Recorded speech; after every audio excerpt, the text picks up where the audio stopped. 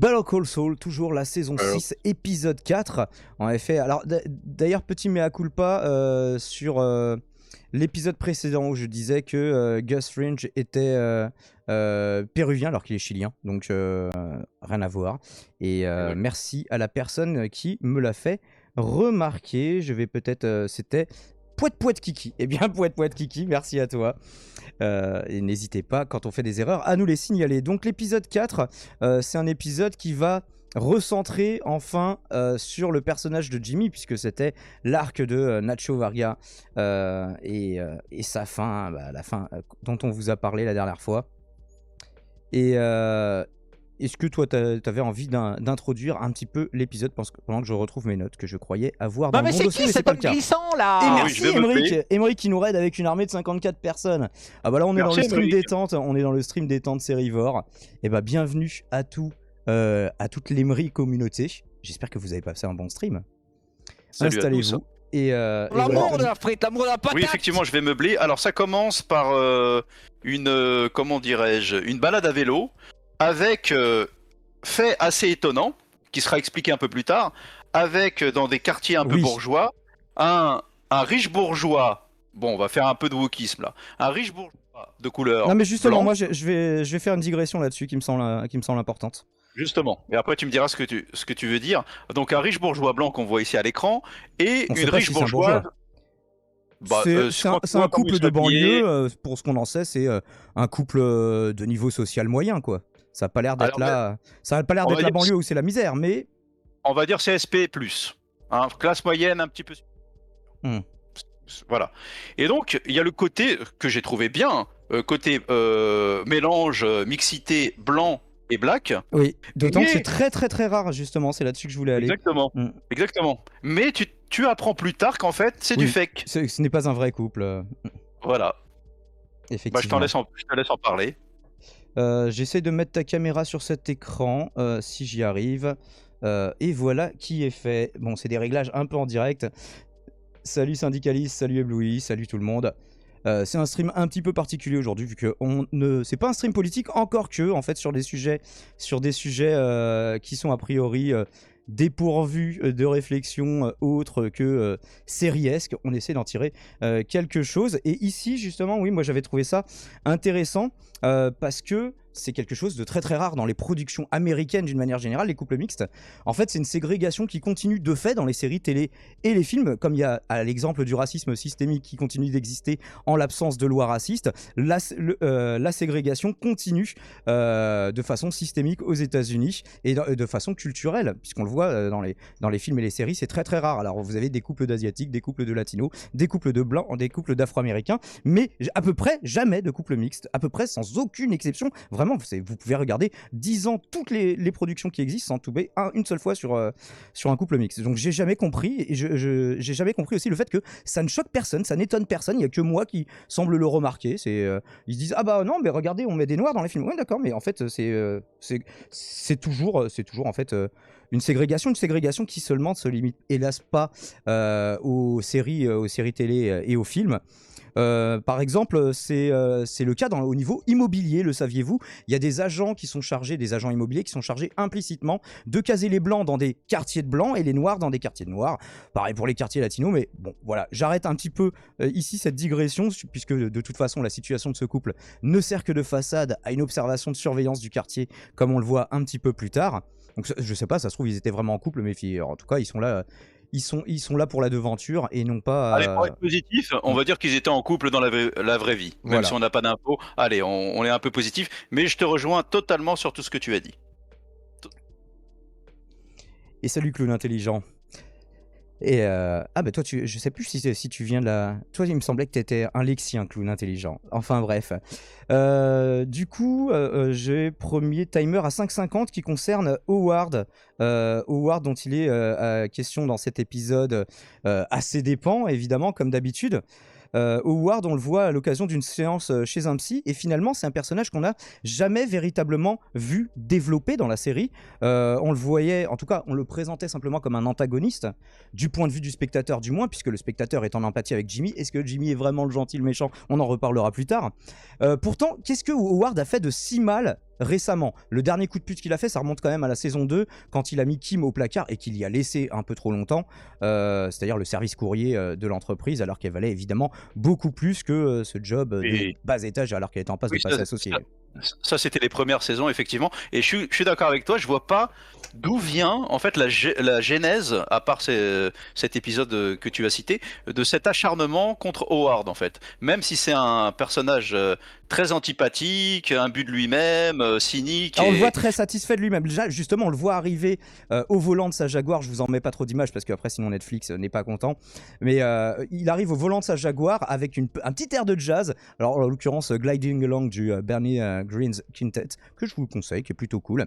Mais on va déceler des fissures dans sa vie personnelle que son masque professionnel ne laissait pas présager. Là, le masque professionnel tombe. Il a du mal à tomber parce que le psy lui dit: oh, je compte pas devenir avocat, je compte pas investir dans votre entreprise, je veux parler de vous. Et il fait: ouais, je m'échauffe en parlant boulot.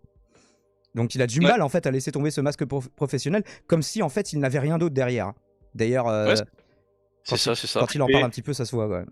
Ouais, puis j'ai trouvé ça étonnant et plutôt une bonne surprise qu'on fouille un peu le personnage de Ward qu'on connaît pas en fait, on connaît juste sa façade, comme je disais, de personnage très très cynique, imbu de lui-même, sans sentiment, plutôt une personne assez froide.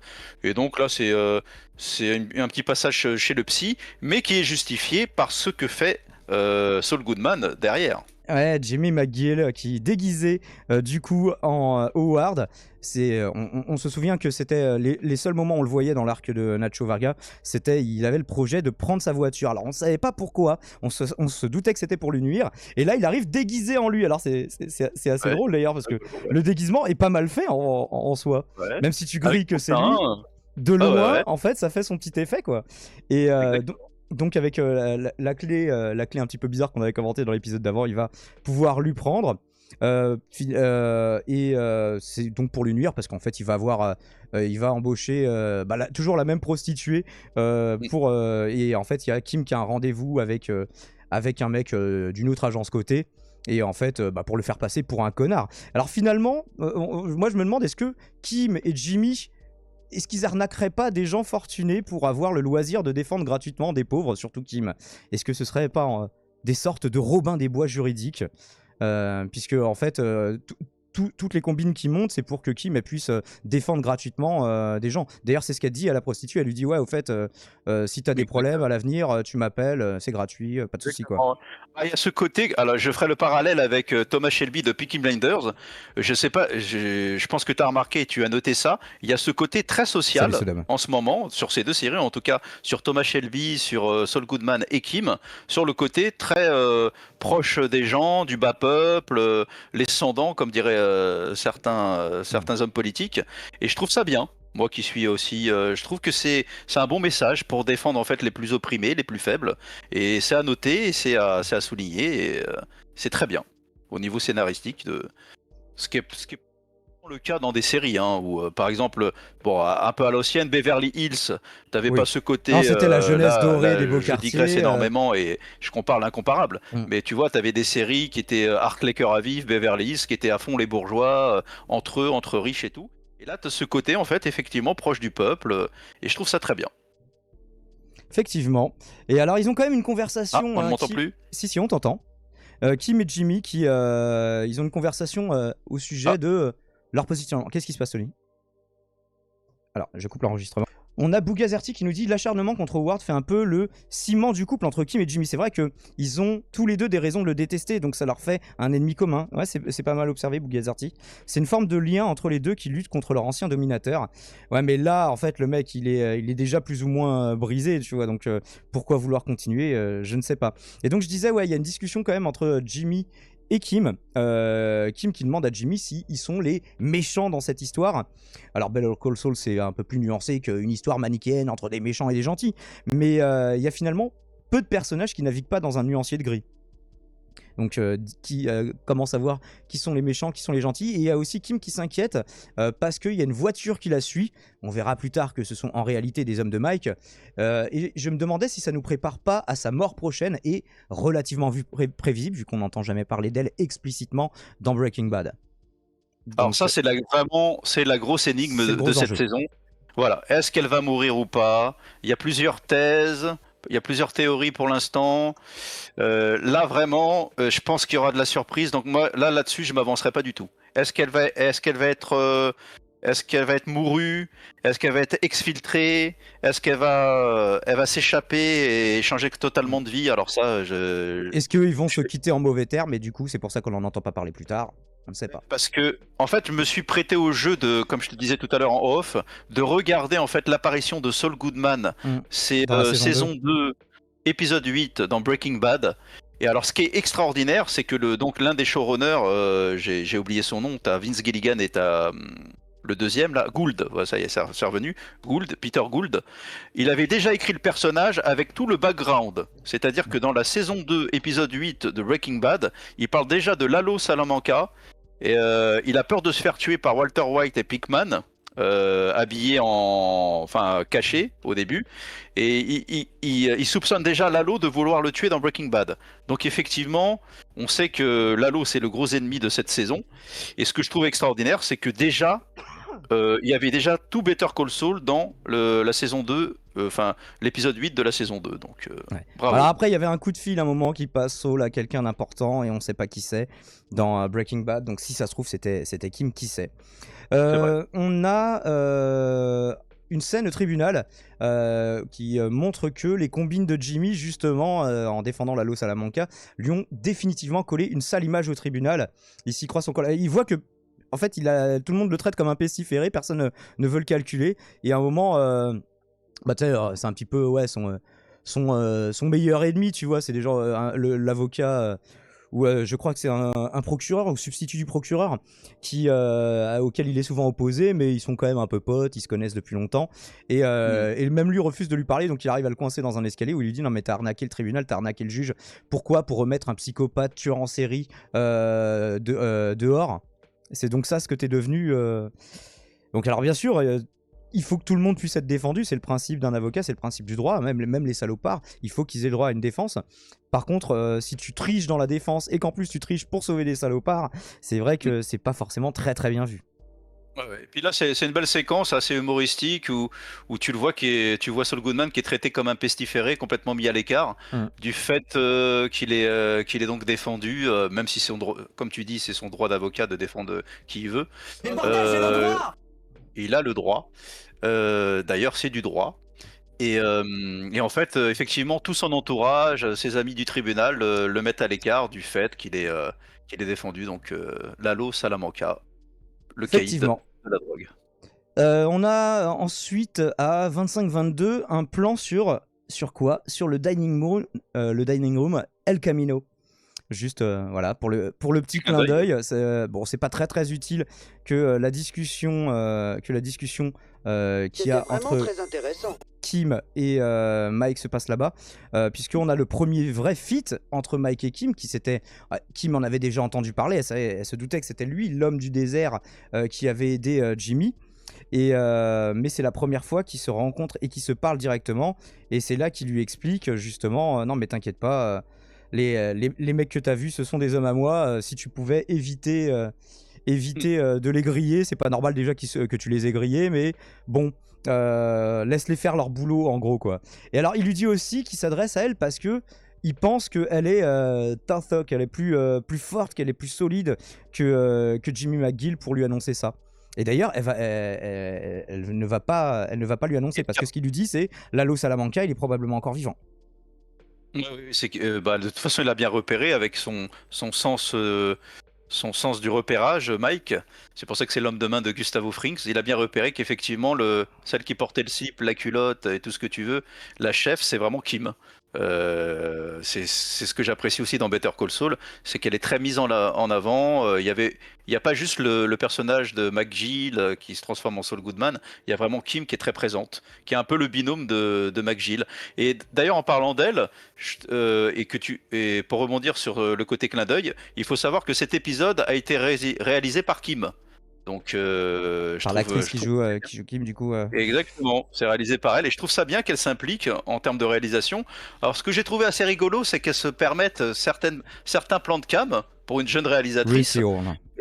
Ouais, et Rhys Yorn, exactement. Et en fait, à un moment, quand Saul Goodman est en train de manger son club sandwich, il y a un travelling comme ça aérien euh, avant qui n'a aucune utilité, mais Mais vraiment qui est quand aucune. même là pour le style. Voilà. Et donc, elle se permet ce petit truc. J'ai trouvé ça sympa. Je sais pas, j'ai trouvé ça mignon, quoi. Et il y a aussi un deuxième plan de cam que j'ai noté, c'est qu'à un moment, à la scène d'entrée, il y a quand Saul Goodman est grimé En Howard. en Howard, ouais. Et il ferme la portière et t'as la caméra collée à la portière. Et donc, t'as un petit plan de cam avec caméra collée à la portière, Et quoi. salut Damien. Donc, j'ai trouvé ça assez Ok. mignon de sa part. Alors on avance parce qu'il est déjà 18h28 et que je veux pas te mettre en Exact. retard. On a toute une scène avec Gus Fring chez lui. C'est aussi la première fois qu'on le voit dans sa vie quotidienne où on le voit faire des choses presque banales, hein, plier ses chaussettes, ranger ses cravates, hop, le petit strap pour l'arme à la cheville. Bon, alors presque normal, sauf que on va se rendre compte qu'il y a quand même un putain de souterrain secret chez lui qui mène à une autre baraque, la baraque qu'on voyait justement dans l'introduction et qui sert à surveiller tout le quartier parce que eux, ce qu'ils guettent, c'est quand Lalo Salamanca va refaire surface. Est-ce qu'il se doute qu'il va revenir? Carrément, il se pose la question parce que tout le monde lui dit ouais, mais en fait, on fait que épier partout et on n'arrive pas à entendre de ce qu'on sait. Lalo, il est mort. Bon, on sait Ouais, très bien que c'est pas ouais. le cas, mais Ouais, mais il It's all good, pressent man. qu'effectivement tout ça est. It's all good, man, yeah. C'est d'où son nom. Il pressent qu'effectivement Lalo Salamanca va pas tomber dans le piège d'Hector. Tu sais, souviens-toi de la mise à mort de Nacho. Il va pas gober comme ça Lalo, parce qu'apparemment il est plus intelligent qu'Hector, et beaucoup plus mobile en plus. Il a pas de problème de fauteuil roulant et de clochette. Et donc, il se méfie. Bon, ça m'a un peu déçu parce que Gustavo Frings, c'est comme quelqu'un de. Tu vois, c'est un c'est un personnage méchant qui a la fort. classe, ouais. Voilà, et là, qu'il fasse un peu sa tapette et tout, et ça m'a. Tapette dans le bon sens du terme, attention, je veux pas de problème avec. Tout. Voilà. On va remplacer ça par blaireau. Comme ça, Non, quoi, il a avec fait le les ennemis. blaireau. Il a fait le blaireau, sur le. Tu sais, le mec un peu peureux, quoi. Je l'ai trouvé un peu peureux sur cette séquence-là. Pas toi? Ah merde, j'ai les Non. canards. T'as des canards chez toi? Je J'ai des collectionne les canards. canards vivants. Et oui, la chanson prédisait qu'un jour, un homme comme toi se dresserait, Tony. Et l'épisode s'achève sur une discussion entre Jimmy et Kim. Alors, Jimmy qui lui présente ses nouveaux bureaux et Kim qui choisit de garder pour elle ce que Mike lui a dit. Par contre, on voit qu'elle jette des regards craintifs par-dessus l'épaule de Jimmy.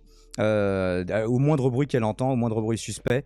Et donc, ouais, moi, ça me conforte dans le fait que la situation va devenir de plus en plus pressurisante, je ne sais pas si ça se dit, pour les deux. Tendu. De Tendu plus en du plus string, tendu. je dirais. Et on sait que Jimmy va s'en sortir. Une fois complètement devenu Saul Goodman, mais Kim, l'issue semble plutôt funeste. D'ailleurs, quand on tape, là je tapais pour trouver le nom de l'actrice, Kim Oui. Better Call Saul, le premier truc qui vient c'est mort Kim Better Call Saul, alors que pour l'instant personne ne sait, hein, mais tout le monde le présage effectivement. Et du coup, on débriefera là-dessus aussi. Si tu veux. Exactement. Est-ce que tu avais un mot de la fin sur cet épisode avant Mot de la fin, l'enregistrement? Bon épisode de transition. Moins Toujours. palpitant que l'arc Nacho, ceci dit, hein, mais c'est un Ouais, c'est nouvel vrai. arc qui se lance là, donc. Voilà, un arc basé sur la peur, donc on va voir, ils sont tous sous tension. Donc c'est ce que je disais tout à l'heure, mise en tension de Saul Goodman, de Gus Frings, ce qui est assez étonnant. Et on va voir comment ça se passe. Mais sur la mort de Kim, ça va être le plus intéressant. Ils sont tellement subtils, je sais pas, je suis vraiment impatient de voir comment ils vont traiter la disparition de ce personnage. Donc c'est ce qui est le plus intéressant pour moi. Le suspense reste Suspense. entier Oh, on se calme! et on ne se calmera que quand on aura la réponse, évidemment.